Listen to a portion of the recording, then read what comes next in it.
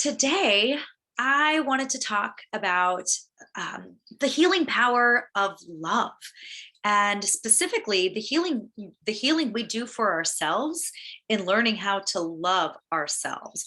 We can love those around us, and that's wonderful and great and so necessary. But it's also so important to love ourselves.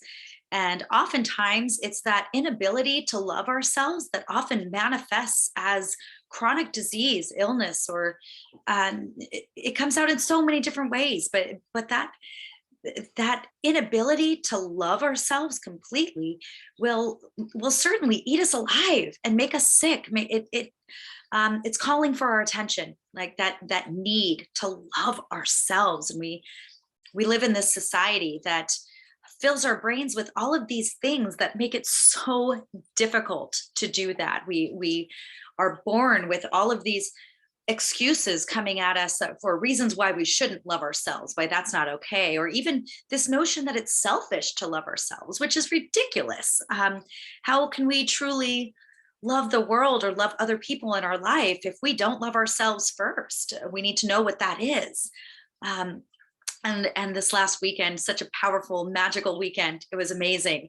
But that message really was so obvious to me. It was so clear, and I'm realizing now that I've been on this journey and learning how to love myself. I'm noticing all this chronic pain that I've been dealing with for about, I think 16 or so years now. I just thought, well, this is just how it is now. I'm just going to walk with a limp for the rest of my life. It's probably going to continue getting worse. But sure enough, it's getting better. It's getting better the more I learn how to love myself, love my body, take care of my body. And I think Matt, you were the one that said it. Treating our bodies like our pets, like our babies. Like we would never harm or abuse our pets, but the things we do to our bodies sometimes, simply because we just don't know how to love ourselves properly, can be the cause of so much chronic pain and illness, and it's unnecessary.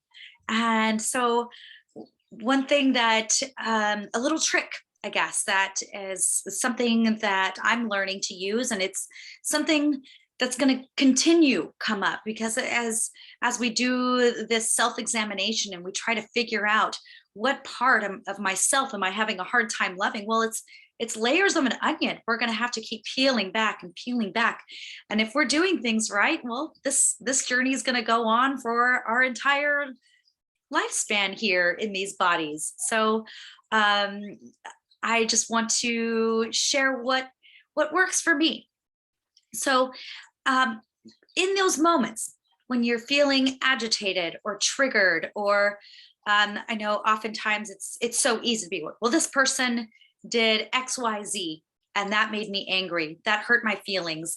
Um, and to easily just settle right there in that position of victimhood. This person, this situation did this to me, and being hurt in that and sitting and resonating in that, instead of looking at that and asking ourselves. So when we're feeling this hurt, when we're feeling this pain, really searching and finding out, okay, so what is this feeling, and what was the first time in my life that I recall feeling this same feeling? How old am I, and what was the incident that made me feel this way? Why am I triggered? Why am I angry?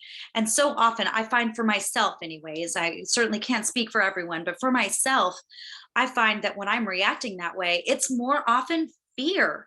I'm afraid of something. And living in that fear keeps me stuck in this victimhood mentality of, oh, this person did this to me, so that's it. And not finding struggling to find a soft spot in my heart to forgive that person, to forgive that situation. If anyone knows about my legal struggles right now, I'm struggling a lot with authority and law enforcement specifically, as far as this fear. This fear. I know a lot of people would take a look at my face and like, oh, that girl, she has no reason to be afraid of law enforcement. But on paper, I very much do have a reason to be afraid. But the thing is it's that fear. It's fear.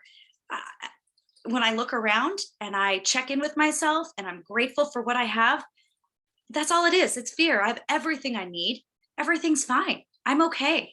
everybody at my everything around me is fine and okay. Everything that makes me act out is all in my head. And so um trying to search within myself and find out what age am I, what incident is causing me to react this way, and how do I show that version of me more love, because that's really what it comes down to, loving ourselves.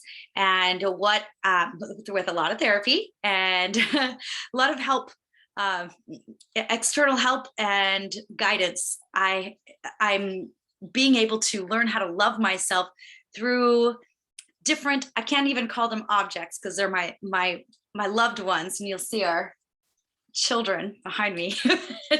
Learning how to love myself by loving this other thing that is a version of me at a certain age. So I have my shark bait, my stuffed fish, that is very much me at about 1.5, 2 years old. Then I have my Cabbage Patch doll, Princess Morgana Betty Jean, and she is definitely between 5 and 7.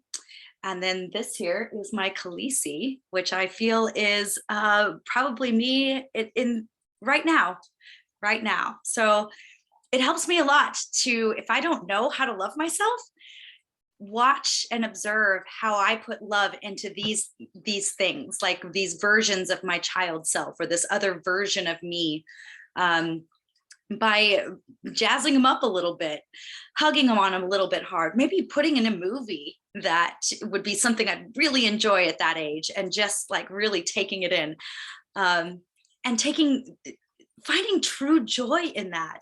And yeah, learning how to love myself by loving these other things and setting an example for what this looks like. So yeah, I guess I just like to challenge anyone who's listening to do the same when you're feeling agitated or triggered by something, by anything.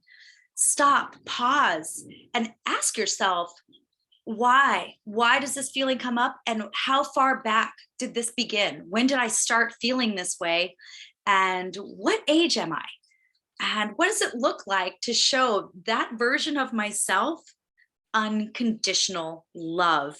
um, it's working for me, and I hope to help others in working through that stuff as well, because I was so tired of living in that rage and aggravation over everything. Um, and to see a light on the other end of the tunnel, my chronic pain is going away. And it's because I'm learning how to love myself. So, um, yeah, challenge to learn how to love yourself by healing those wounds and healing those different versions at whatever age you were hurt. And a lot of times this rage and this anger we feel is totally justified, 100% justified, but it doesn't mean we have to sit in that, and it doesn't mean we have to live in it and let that vibration radiate through us, because it causes major illness, and the sickness that it causes is simply not worth it. But the happiness that comes from learning how to love yourself is so totally worth it. So yeah, I really hope that that helps. And it's certainly been a game changer for me. So I think that's all I really have to say about that. And thanks for listening.